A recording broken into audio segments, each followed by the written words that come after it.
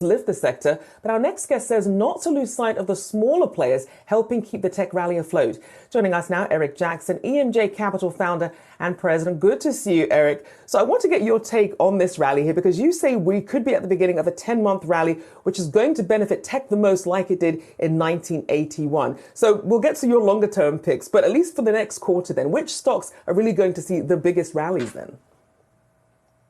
Well, I think that the concentration risk that Jared was just speaking about, it gets a disproportionate share of interest.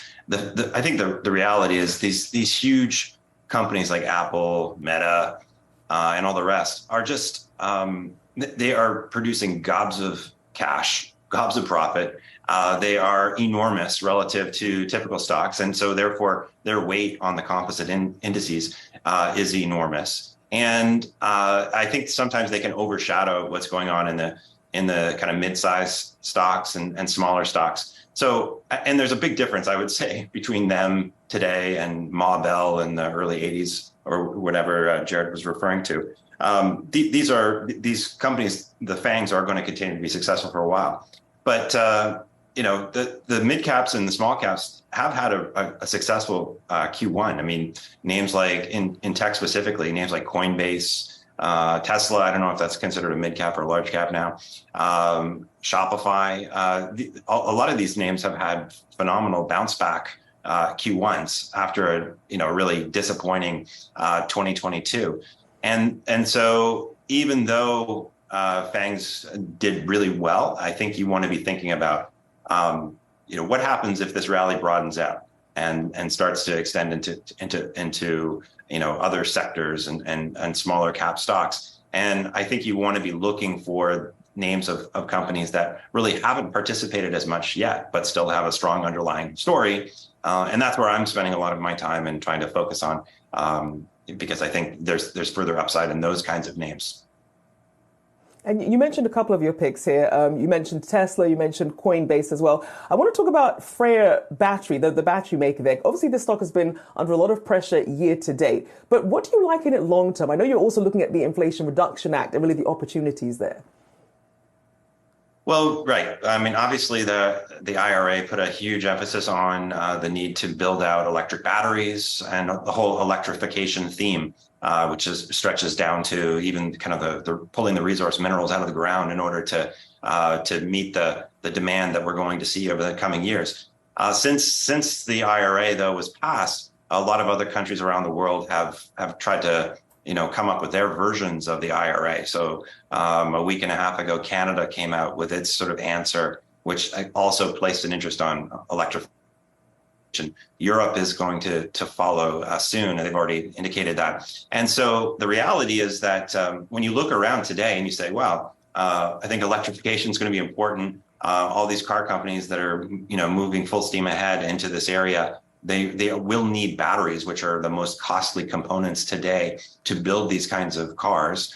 And it's not just a car story, electrification. Keep in mind, like, we're also going to want it for our businesses, our homes. We need to store energy and so forth. If we have solar panels on our roofs and all this kind of stuff.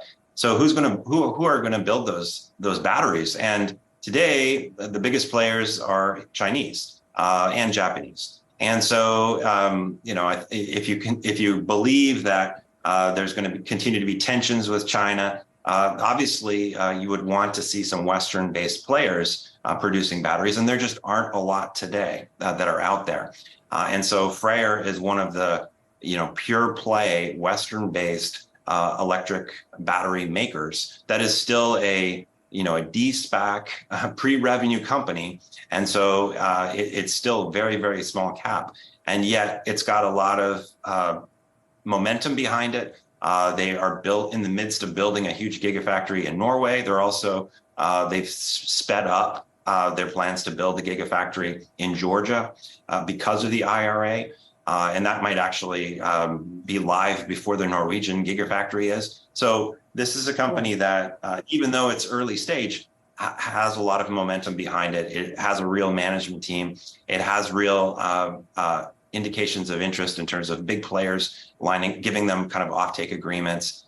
They have the financing. There's rumors out there in the market that they're going to continue to land further financing from a big private equity player, for example. So this is the kind of name where it bounces around a lot. It's a small cap. And so the volume is not huge, and it's only around $1 billion market cap today.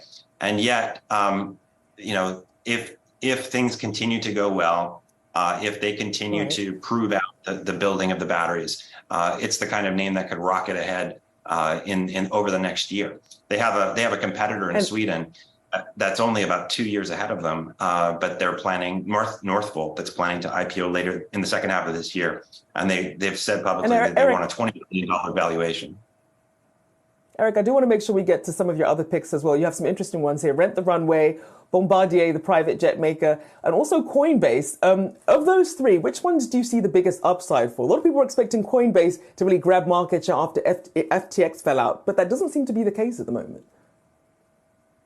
I think, we will see that it is the case that they are gaining market share. And now with the latest headlines about Binance from last week, I think that's a signal that another signal that they're going to continue to gain market share. If you bet on, Coinbase being kind of the last regulated entity standing, notwithstanding their current battle with the SEC, then and if you think that the bounce that we've seen in crypto in Q1, where all of crypto's market cap is up 45% on the year, is going to continue, then they are a natural beneficiary of that. When trading volumes are dropping, they are losing money and their stock's going down. But if market cap for crypto is increasing and retail investors are attracted back into the scene, that they're going to benefit. So I think that it's a very volatile stock, but they're already up 60%, I think, on the year or more. And they have a lot of further upside ahead if the run in crypto coins continues. Of the other names, I think Bombardier, it's a value stock. It sort of gets forgotten about. It's a smaller cap stock, but they're one of the dominant luxury jet makers out there. Despite the looming recession, there's a huge backlog of people that want to get private jets, and Bombardier happens to sell the longest range, most luxurious, arguably, private jet out there, with like a $75 million price ticket attached to it. So they are continuing to pay down debt, and that value is going into the value of the equity. So I like them. We'll certainly be keeping an eye on them, and we'll follow back up with you, see how they do over the course of the next 10 months. Eric Jackson there, EMJ Capital Founder and President, thank you for your time this morning.